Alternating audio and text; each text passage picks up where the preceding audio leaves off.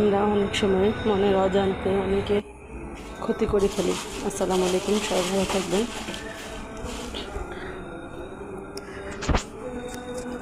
এখানে আমি রাতের খাবারের জন্য আয়োজন করছি, আর ঠিক সেই সময় আমার ছেলে এসে বলল যে সে পাস্তা খাবে।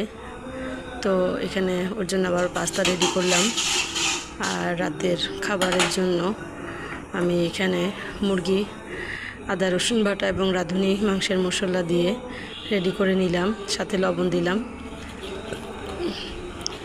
তো একটা কথা, আসলে এই যে আমাদের সোশ্যাল মিডিয়াতে আমরা অনেকের ক্ষতি করে ফেলছি মনের অজান্তে, সেটা আমরা বুঝতে পারি না। আমার মনে হয় যে আমি ঠিক সেভাবেই সবার সামনে নিজেকে উপস্থাপনা করা উচিত।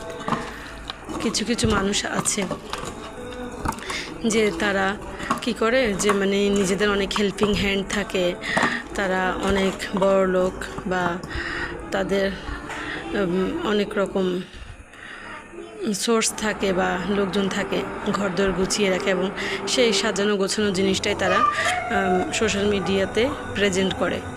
তো এটাতে অনেক সময় দেখা যায় যে কিছু কিছু পুরুষেরা আছে, সেই ভিডিওগুলো দেখে এবং তার নিজের ঘরে অশান্তি করে। আসলে শুনে এই জিনিসগুলো আসলে দেখানো উচিত না।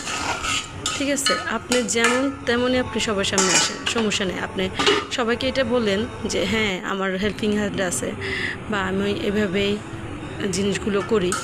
কিন্তু আমরা তা না করে যে জিনিসগুলো করি সেটাতে অনেকের সংসারে আসলে অনেক ক্ষতি হচ্ছে, ধ্বংস হচ্ছে। আজ কাল কিন্তু এই সোশ্যাল মিডিয়ার কারণে মানুষের যেমন ইনকাম করছে, মানুষের যেমন উন্নতি হচ্ছে, ঠিক তার বিপরীতে কিন্তু অনেকের সংসারও ভেঙে যাচ্ছে।